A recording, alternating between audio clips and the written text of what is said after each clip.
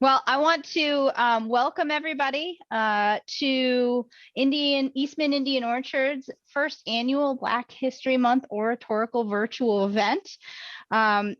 Eastman reached out to the High School of Science and Technology in early January. It was actually a snow day. We were making the administration work and talk to them about this exciting partnership. And it's been a great ride and a great collaboration over the last several weeks as a part of this process. We're really excited to finally be at this point where we can celebrate our finalists today. We certainly wish we were doing this event live, but in order to maintain safety of everybody, because we didn't know where we would be at this point, I think virtual is just as good. It certainly doesn't take away from the outcome that we have some great work done by the students of SciTech, and we're excited to feature 3 of those finalists today. We do have an exciting agenda for you planned today. In addition to hearing our finalist presentations, we have several guest speakers. I'd like to welcome Mayor Sarno, Superintendent Warwick, and Principal Kevin Lalime. As a part of this process, Shawn Pace, Indian Orchard Site Manager, will also be helping us with some opening comments before we get to introducing our finalists, hearing their oratorical speeches, and presenting the final placement of these students. Before I transition to introducing the finalists and our speakers, I do want to talk a little bit about Eastman in case you don't know much about us. Our mantra is to enhance the quality of life in a material way, and what you see on the screen is how we impact many of the products that you use in your daily lives. We are a global advanced materials and specialty additives company that produce a broad range of products found in items people use every day. We have a portfolio of specialty businesses that we work with customers to deliver innovative products and solutions while maintaining commitment to safety and sustainability. Indian Orchard specifically is responsible for manufacturing a plastic interlayer that goes into your windshield of your car to create safety glass. It has architectural properties, and it even supports the newest heads-up display that you'll see in many vehicles today. Eastman continues to be recognized for a number of our efforts, and what you see on the screen here is many of our awards and recognitions. Most recently, Forbes named us one of the Forbes Best Employers for Diversity, and that fits nicely into what we're going to be talking about today. Eastman has established a number of Eastman resource groups to support our I&D strategic pillars and help create an inclusive culture. They help Eastman's underrepresented workforce grow professionally, network with colleagues, and maximize their business contributions. It builds awareness and understanding of the unique qualities of diverse team member populations, and in short, the ERGs make us a better, more competitive company. Eastman currently has 6 ERGs that we take pride in, and one is chaired by a team member representative as well as sponsored by an executive member of our leadership. The Connect ERG has a mission to create an inclusive and diverse environment in which African American and Black team members feel valued, respected, and supported in their continued development and efforts to achieve their fullest potential. And that promotes recruitment, retention, and a robust pipeline of African American and Black talent, which help accelerate the achievement of Eastman's business objectives and contribute positively to the communities in which we operate. The Connect ERG is the main sponsor and oratorical for our oratorical contest across the US, which I'll talk a little bit more about, and the primary driver for our Black History Month events. As we wrap up Black History Month, we salute all of our Black and African American team members, past and present, for their contributions to our company's success. We also celebrate those with significant service milestones. We have 5 Black and African American team members at the Indian Orchard plant that have achieved 30 years of service, and in some cases, almost 40 years, which is quite the accomplishment. Current and future generations of Eastman team members, thank you for your contribution. So a little bit about our Eastman Black History Month Oratorical Contest. This contest was established in 2015. In the first year at our Kingsport location, there were only 25 submissions, but since that time, we've received over 750 essays and awarded more than $30,000 to students in support of their academic endeavors. The objective of this contest is for students to develop a deeper understanding of African American contributors to the academic disciplines of science, technology, engineering, arts, and math, or STEAM, as we all know it, as well as improve their writing, communication, public speaking, and leadership skills. And you're going to see more of that soon.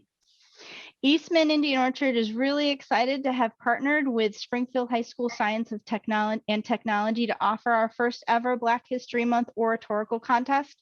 We had 7 students participate and submit essays this year over the last couple of weeks. And while we wish we could celebrate them all, we have the top 3 finalists here today for the final placement. During today's event, our finalists will be determined based on their essay presentation, which has already been determined by our judges. Cash prizes associated with this include first place at $1,500, second place at $1,000, and third place at $750. Additionally, the academic sponsor of the first place student will also receive a $100 gift card for their classroom. In the previous slide, I do want to just highlight that we had over 60 students across the US submit essays for 5 of our different sites. Eastman Indian Orchard, as well as Texas City, Texas, were 2 of our newest additions to this program. We were really excited to be a part of it. And you can see the impact that we have, and we hope that we can continue to make this a long-standing tradition at Indian Orchard. So we had 12 judges support our process. These judges were responsible for not only reading and evaluating the essays, but watching the pre-recorded presentations of the finalists leading up to this event. These 12 judges were made up of not only Eastman team members with a variety of STEAM disciplinary backgrounds from across Indian Orchard, but we also received support from Springfield City Council member and president of the Indian Orchard Citizens Council, Zeta Govin. We appreciate the time and commitment of each of these volunteers put into the process, and the positive feedback that we received from them as a part of their learning opportunity was expansive. Okay, so I'd like to move on to opening comments. And with that, I'd like to introduce Shawn Pace, Indian Orchard Site Manager. Shawn began his career at Eastman in 2001 as a manufacturing chemical engineer. Since then, he's had a variety of manufacturing and leadership roles in several businesses across Eastman. Shawn also moved to Massachusetts from Virginia 3 years ago to assume the site manager role here at Indian Orchard. And he graduated from North Carolina State University with a bachelor's in chemical engineering. Shawn, thank you for being here. I'll hand it over to you. Hi, first I'd like to say welcome to our first Black History Month Oratorical Contest here in Springfield. We are so excited to finally have this event in this community this year. And I'll share a little bit of my reflection on this event. As I was preparing for this evening, I was, spent a little time on Google, was refreshing myself on the history of Black History Month, and I came across a quote that stuck with me, and it said, "If you don't know history, then you don't know anything. You are like a leaf that doesn't know it's part of a tree." And that really struck me, because as I read the student entries, one of the things that I realized is that, perhaps I'm a bit like the leaf that is mentioned in that quote, because I'll confess that when it comes to Black history, and especially the contributions in STEAM, that I know a lot less history than I should and much less than I want to. So for me, I personally want to thank all of the participants for helping me learn more about history and for making me more aware of the impact of Black and African Americans in the fields of science, technology, engineering, arts, and math. Now, from an Eastman perspective, we're very thankful to be a part of this event, but I believe we are only facilitators. The real positive impact from this event was enabled by the faculty, the staff, and the educators in the Springfield public school system who commit themselves on a daily basis to our young people. Even in tough times through a pandemic, they're there for our kids and they make these things possible. And the credit also goes to the students who volunteered and took time to participate so that we have the opportunity to see and hear their talents. That takes commitment to their own growth, commitment to their own education. And when I was in 12th grade, I know for me, it would have taken a whole lot of courage to stand up in front of people and deliver a speech for 3 minutes. And I didn't even have video cameras in front of me back then when I did it. So I truly admire these young individuals for their courage and for their commitment to their own development and participation in this program. It is obvious to me through this process that we have some very, very talented students in this community, and I know we all look forward to hearing from the participants later in the program. So I want to say thank you to everyone on the call for joining us and offer a special welcome and thank you to Mayor Sarno, to Superintendent Warwick, and to Principal Lalime for taking time out of your very busy days to support this event. And now I'll hand it back over to Caroline.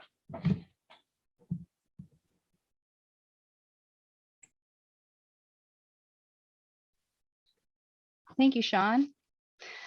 I'd like to kick off our 3 guest speakers, the first being Mayor Dominic J. Sarno. Mayor Sarno is a native son of the city of Springfield and the longest serving mayor in the city's history. And he's earned a reputation for his commitment to economic development, financial stewardship, and community-based programs to address quality of life issues, education, and public safety. Since taking office, Mayor Sarno has put a strong emphasis on education, and Springfield Public Schools have expanded and built upon many successful programs from early education to maintaining a music and arts teacher and program at every school. There's also been over $616 million in renovations and new school construction throughout the city, most in the state. The school district continues to utilize technology both in and out of the classroom to help our school department employees, students, and their families. In 2011, the city's graduation rate was just 52%, and the dropout rate was at 11%. In 2019, the Massachusetts Department of Elementary and Secondary Education reported that the graduation rate had increased to 73.8% and the dropout rate down to 4%. This is a monumental change that was a result of the hard work and dedication thanks to the superintendent of schools and the Springfield Public School staff, our principals, teachers, students, and their families, and the school committee, which Mayor Sarno serves as chair. Mayor Sarno, thank you for joining us, and let me hand it over to you. Thank you, Caroline. You're too kind with that introduction, but it takes a team, and I want to update you because I know Superintendent Warwick will state it.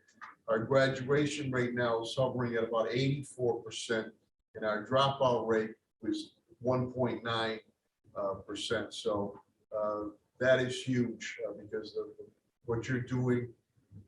Our Black History Month education is the key for opportunities moving up, and I always say, show up to move up. So Superintendent Warwick and his team, and Principal Kevin Lalime, I give you great thanks for the continued efforts and the whole team, teachers, students, staff, and families.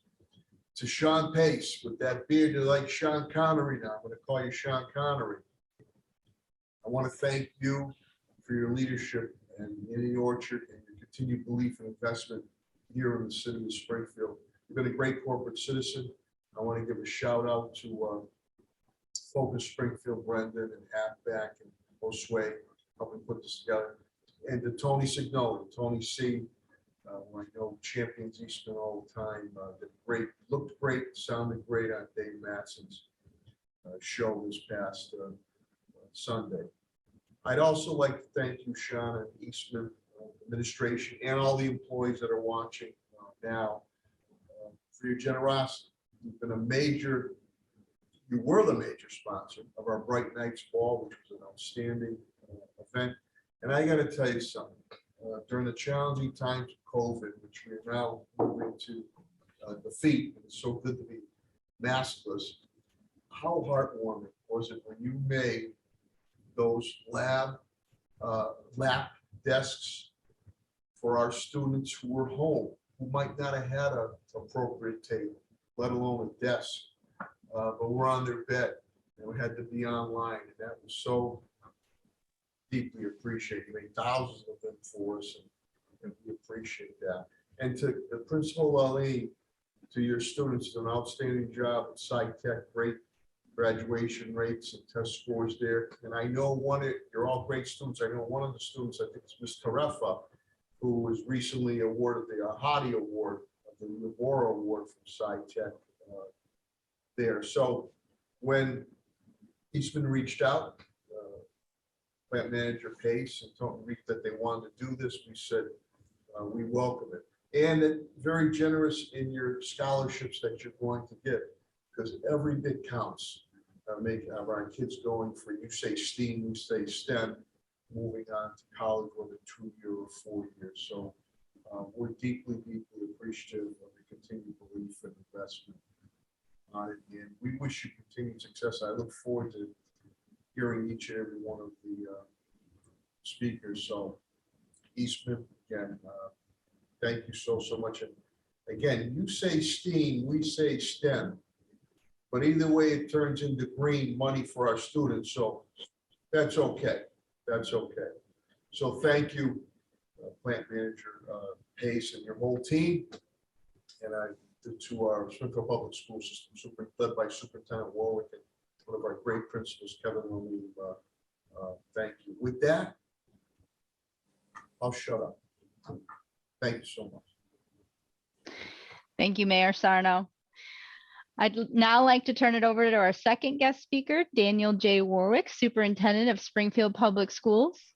Daniel J. Warwick began his career with Springfield Public Schools more than 40 years ago and has a wealth of experience as a teacher, principal, and administrator. Rising through the ranks, Mr. Warwick's keen expertise, spirit of collaboration, and unwavering commitment has earned him a national reputation as a leader in education. As superintendent of Springfield Public Schools, Mr. Warwick oversees every aspect of the district, which encompasses over 26,000 students, approximately 4,000 employees, and nearly 60 schools. Superintendent Warwick, thank you for joining us, and let me hand it over to you. Thank you so much. Great pleasure to be here with you tonight. And to Eastman Company, Shawn Pace, and the team, we're so grateful for you setting up this program for our kids. You know, I think that Black history is so important, and that we recognize Black history as we should. And Springfield has a really proud history. Springfield was a stop on the Underground Railroad. John Brown actually lived in Springfield and signed the Bible at St. John's Church. He lived on Franklin Street, which is right near where I grew up in Springfield. So Springfield has a great history, and it's so important we remember Black history during this month and all the time. And like I said, we've had a population here in Springfield for a long time with a great history. So this is a great opportunity for our kids to recognize that history, which sometimes had been ignored in the past. But you know, Eastman Company, and like the mayor said, but when we really were at our darkest hour facing this pandemic, stepping up with a laptop desk for our kids and bringing them forward to allow the kids to help them participate in a meaningful manner in school during very, very troubling times was noteworthy. And we so appreciate Shawn and his team. And, you know, like the mayor said, time and time again, these good corporate citizens step up and they improve the quality of life in our city. So I just want to thank Eastman for that. to Principal Lalime and his staff, Desiree's on here, and our kids, so proud of SciTech. I was talking to Kevin today about it. We went down to Worcester and took a look at some of the programs going on in Worcester where we could borrow some ideas from them to help move our kids forward. But I was talking to Kevin about the graduation rate and dropout rate today.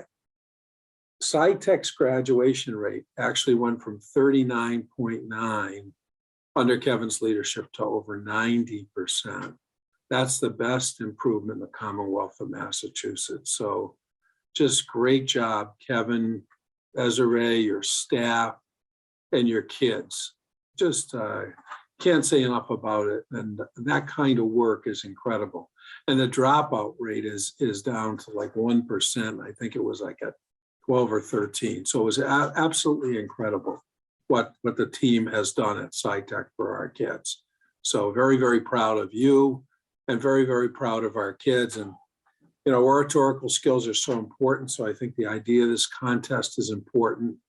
But I can remember going back to high school, how I would have dreaded having to get up and speaking for 3 minutes. So I think, but it's a great skill for kids to have. So congratulations on stepping up and good luck in the future. And pursuing STEM careers is just such a great thing. So, and moving on to college. So we're very proud of you and thrilled you're getting the opportunity, the scholarship with, you know, Eastman being so generous. So good luck to you in the future and all the best. Thank you. Thank you, Superintendent Warwick. Next, I'll transition to Kevin Lalime, Principal of the High School of Science and Technology. At the High School of Science and Technology, students are provided experiences both in and outside of the school that help them prepare to enter college or careers with the 21st century learning skills already in hand. Students explore a variety of courses available to them in our STEM or STEAM academics in the 9th and 10th grade and are able to focus on courses in one of the following areas for their junior and senior year, including healthcare sciences, information technology, film and media, engineering, and finance. Principal Lalime joined the district 17 years ago and made his way around many of the schools within Springfield Public School System, but became principal 5 years ago. And as you heard from Superintendent Warwick, has taken the graduation rate to astronomically impressive percentages. So Kevin, let me hand it over to you. Thank you, Caroline. And I want to say good evening and welcome to everybody. I want to thank Brendan from Focus Springfield. I always marvel at what you're able to do and great demands and usually very little time. So I'm always impressed with how you are able to package and put things together so seamlessly and so quickly. The Eastman Corporation, I want to thank you for the opportunity you presented to us to collaborate, to support our students. And what really impressed me was in education, you have to be open-minded and extremely flexible all the time. And as Caroline, as we were talking earlier, mentioned, you know, this is something that we were able to collaborate on beginning in early January. So the timeline was quick, and it's that type of open-mindedness and flexibility that we need to support our students. So I appreciate you in that regard. Least of which also the financial contribution you're making to support our students in their life's work in college moving forward. So thank you. And I do look forward on future collaborations, as I was really impressed with what you all brought to the table. So thank you. I want to speak briefly and congratulate the students who will be presenting shortly.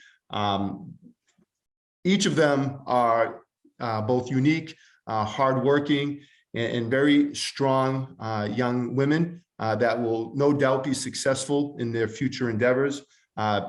TG, Anaya, and Fatima, they're exceptional individuals, and we're going to be impressed by them in a little while. But I would be remiss if I did not turn this over to Ms. Spingler. Ms. Spingler is the 12th grade principal at the High School of Science and Technology, and she's been working with these three amazing individuals since they were ninth graders at SciTech.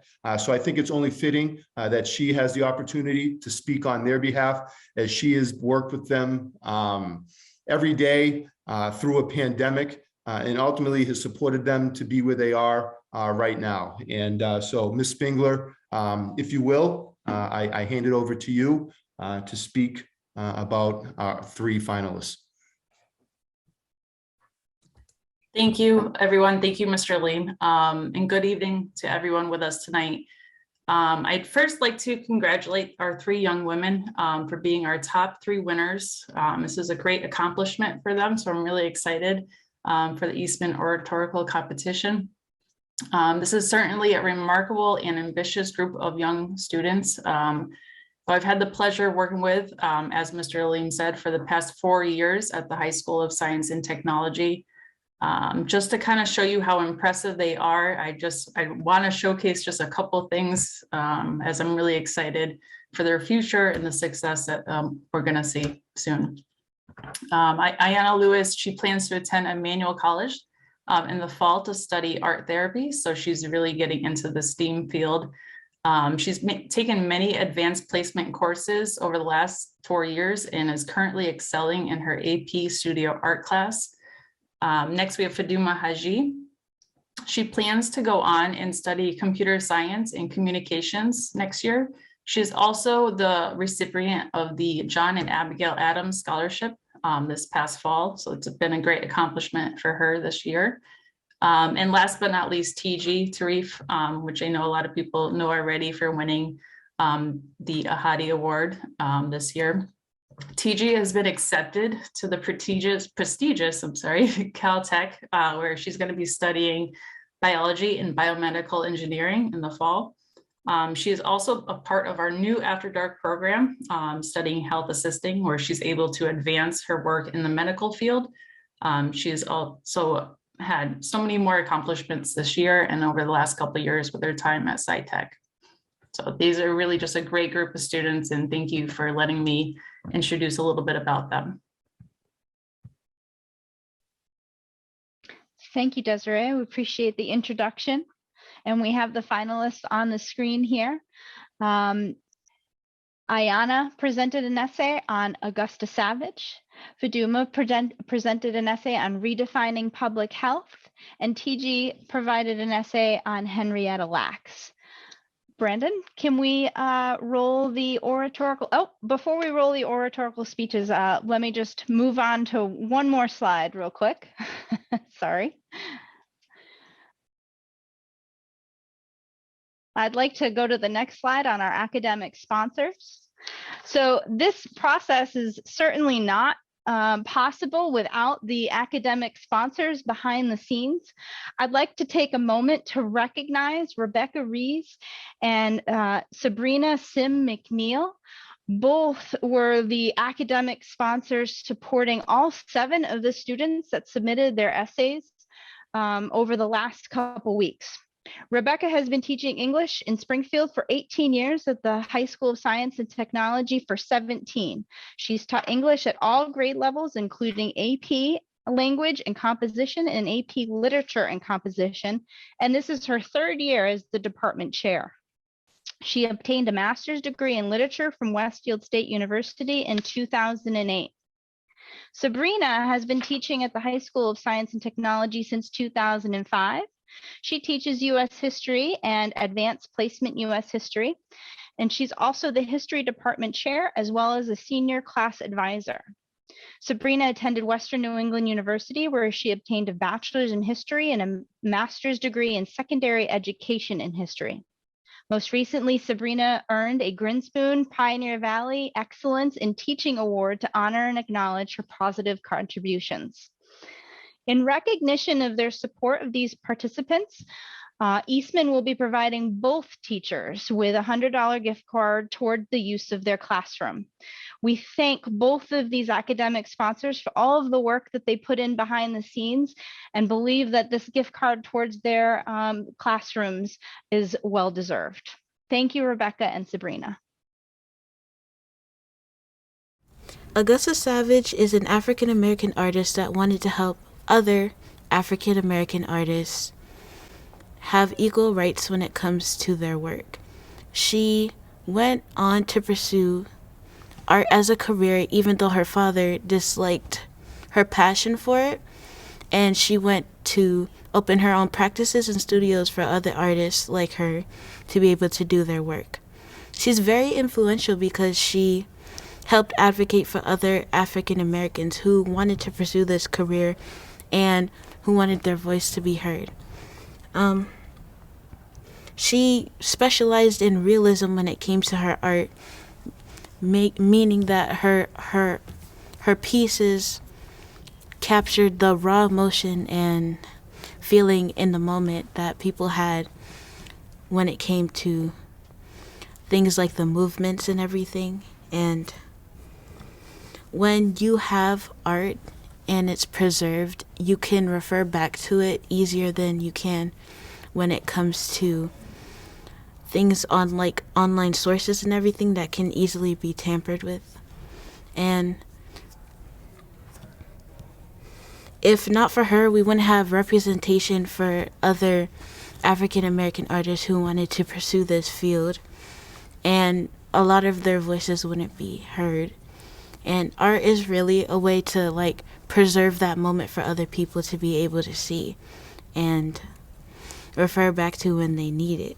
And even though some people may not see art as important as other things like science and math, it allows us to capture a moment in a more physical sense than other career choices would be able to.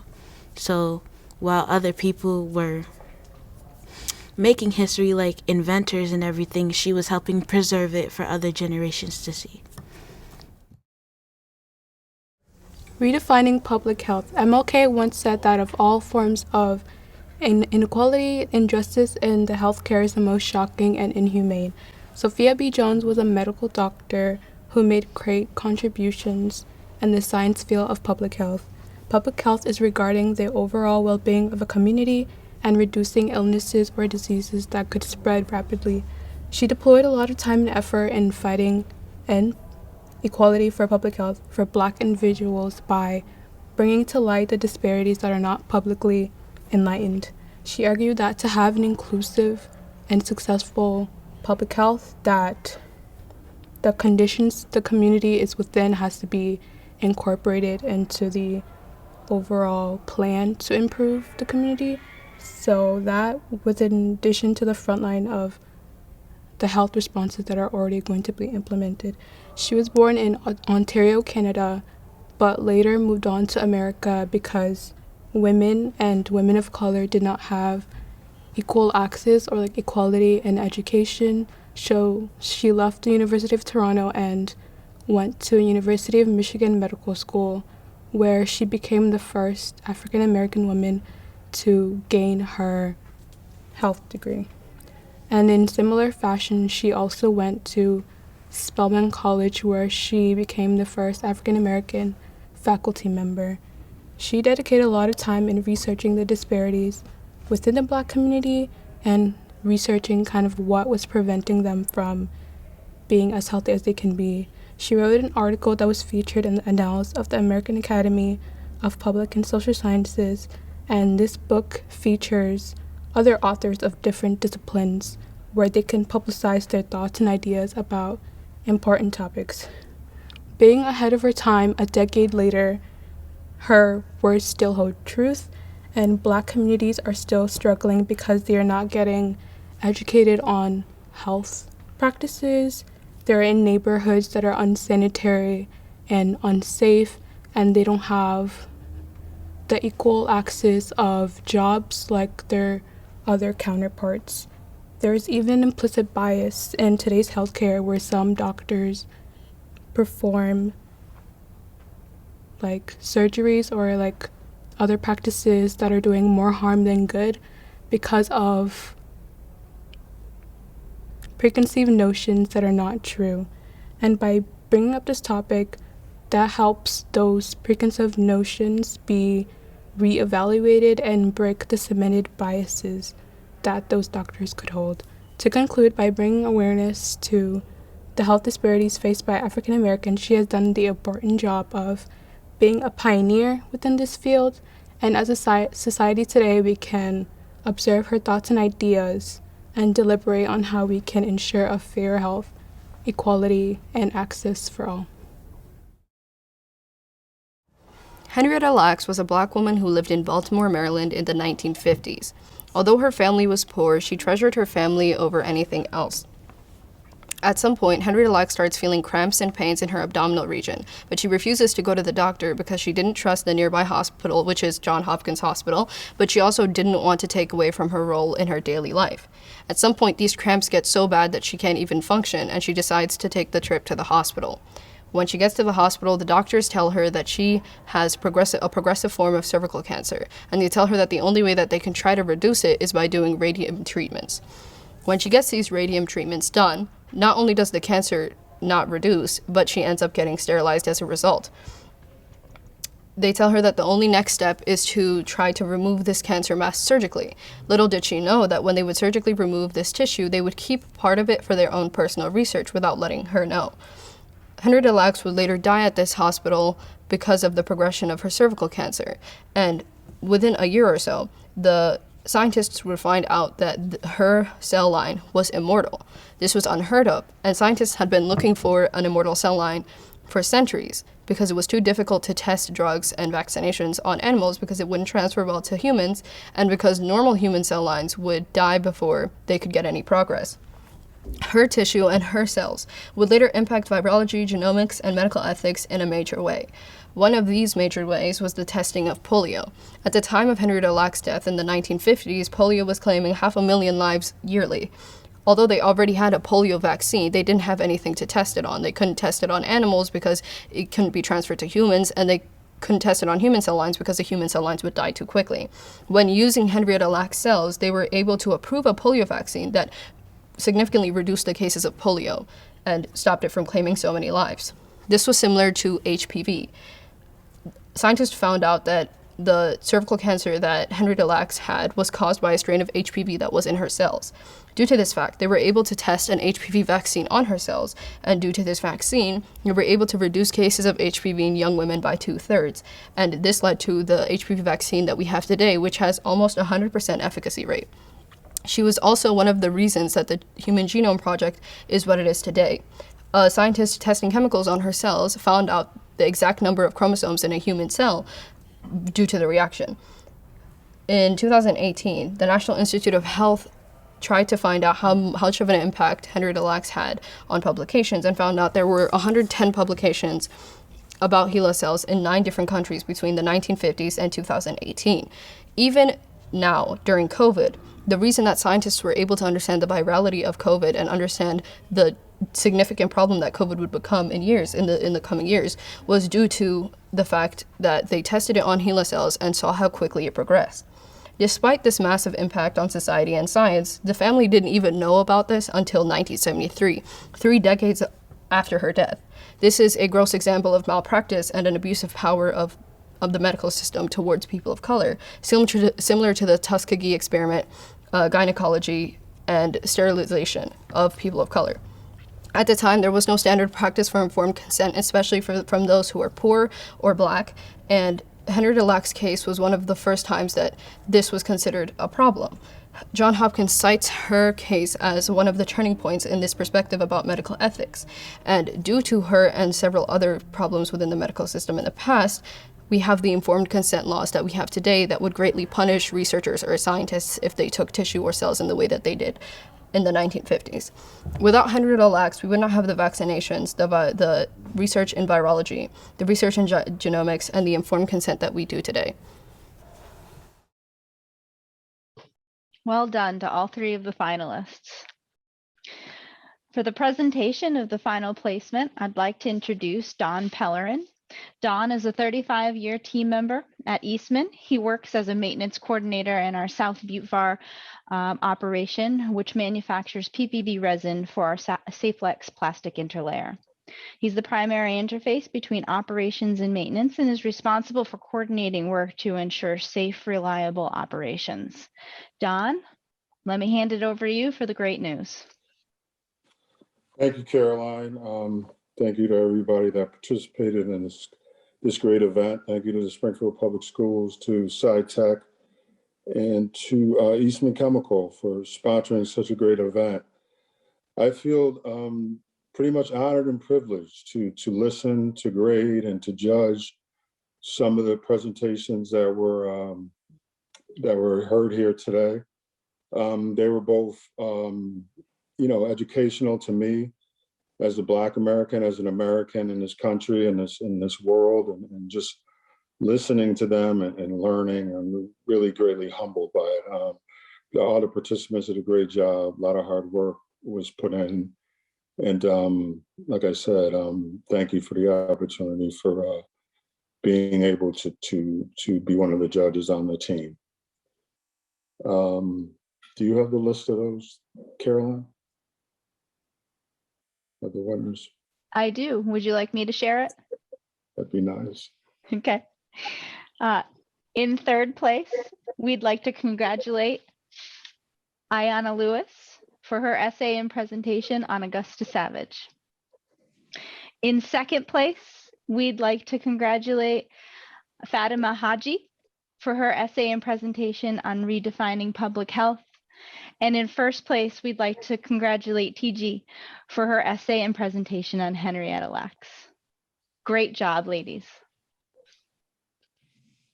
And I know I can see our panelists all clapping. I know you probably can't see them or hear them for that matter, but everybody is clapping.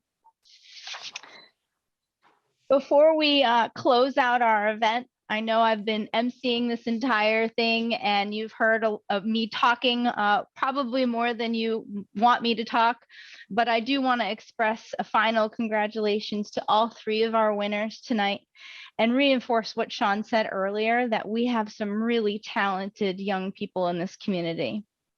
At Eastman, our goal is to empower our team members to accelerate our achievement of Eastman business objectives through having diverse teams, but we also want the same for our communities where we work, live, and raise our families. We recognize that it takes all of us working together to drive change, and I'm encouraged that this event will be one of those ways that we can do this, and by the finalists that joined us today. I greatly appreciate our partnership with our educators, our community partners, and elected officials that help create an inclusive community where all of us can be at our best. Additionally, I'd like to extend a special thank you to Azel Kavan, Chief Communications Officer of Springfield Public Schools, Amy Quinlan, School Counselor at the High School of Science and Technology, Steve Carey and Brendan Holland from Focus Springfield, and Matthew Potter from Eastman. Each of these team members went above and beyond over the last several weeks in supporting the activities leading up to today, and this contest and virtual event would not have been possible without them. I hope this year's Oratorical contest is the beginning of a great tradition, and I hope everybody enjoyed themselves today. Thank you for attending, and congratulations again to our three finalists.